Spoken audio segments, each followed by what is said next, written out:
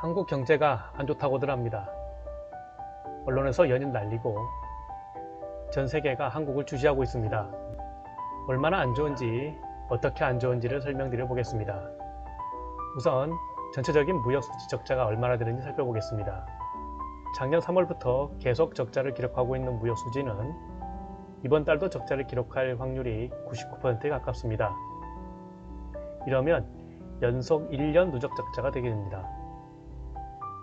누적 적자액은 611억 불 정도가 됩니다.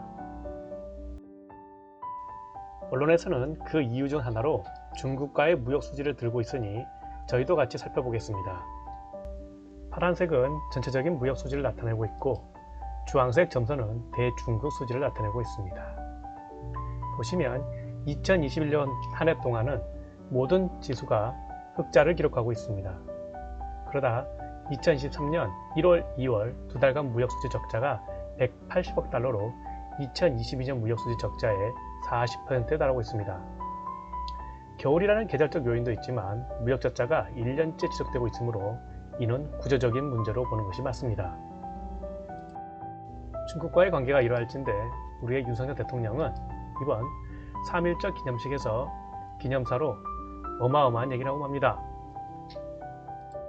세계사의 변화에 제대로 준비하지 못해 국권을 상실하고 고통받았던 우리의 과거를 되돌아보아야 합니다. 이런 소리를 해대니 중국 관영 매체가 윤석열 대통령의 3.1절 기념사에 대해 한국의 외교정책이 몽유병 상태에 빠졌다라고 비판하는 것도 과장은 아닌 듯합니다. 아무튼 한국의 무역수지 중에서 큰 비중의 국가는 중국이고 품목은 반도체입니다. 그러면 반도체 수출이 얼마나 나쁘길래 언론까지 이렇게 난리를 칠까요? 반도체 수출 추이를 보겠습니다. 최근 1년간의 자료를 보게 되면 2022년 3월 최고 정점을 찍었을 때 수출액은 131억 달러였습니다. 하지만 최근 2023년 2월 59.6억 달러를 기록하며 정확하게 반토막이 나고 있습니다. 2023년에도 나아질 희망이 없다는 게 문제입니다. 여기에 국내에서는 삼성전자와 SK하이닉스는 대규모 설비 투자 진행 중이고 해외에서는 미국이 반도체를 압박하고 있습니다. 한마디로 진퇴양난인 것입니다.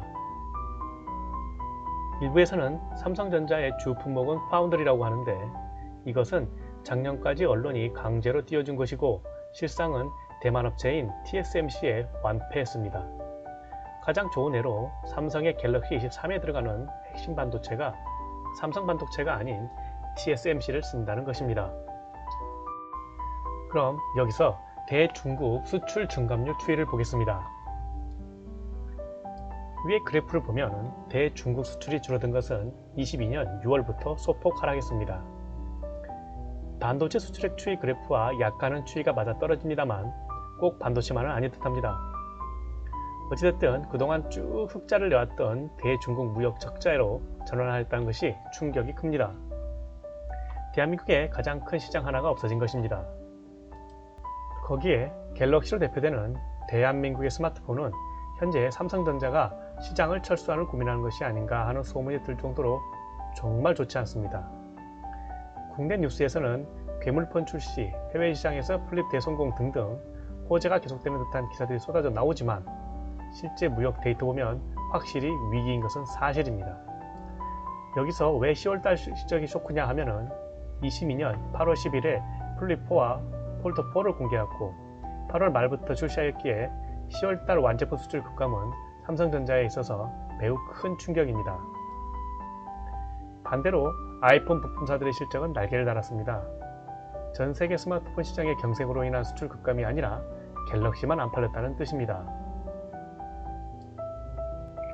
다음은 한국 경제를 받쳐주는 핵심 중 하나인 조선업이고 그 중에 선박용 철판인 후판의 연평도 가격 추이를 보겠습니다.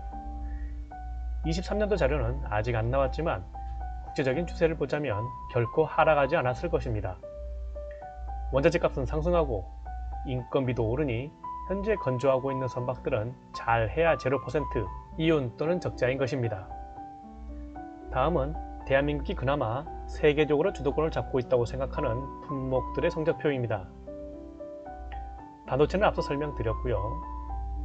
컴퓨터 주변 기기로 표기된 부분은 한국의 효자 산업인 디스플레이입니다. 무려 55.5%가 감소했으니 절반이 넘습니다. 그리고 백색 가전도 상황이 매우 안 좋습니다. 업계 관계자에 따르면 대기업의 창고가 재고로 꽉 차 있다는 소문이 파다합니다. 여기에 무선통신은 25%, 그리고 제조업의 지표인 정밀기기는 15.6%가 마이너스입니다. 여기에 국내 사정도 어둡다는 게 이중고입니다. 각 주력 산업들이 지금 산소호흡기로 힘들게 살고 있는데 물가는 살인적으로 오르고 있다는 것입니다. 요즘 서울 시내의 밤 9시가 넘어가면 길거리가 한산합니다. 국민들의 지갑이 얇아지니 소비가 감소하고 있는 것입니다. 이러다 정말 IMF가 다시 오는 것은 아닌지 걱정하는 국민이 많습니다. 하루빨리 정부는 대책 마련을 위해 노력하고 대통령은 정신 차려야 할 것입니다. 감사합니다. 지금까지 재미있는 정치 이야기 정치 리포터였습니다.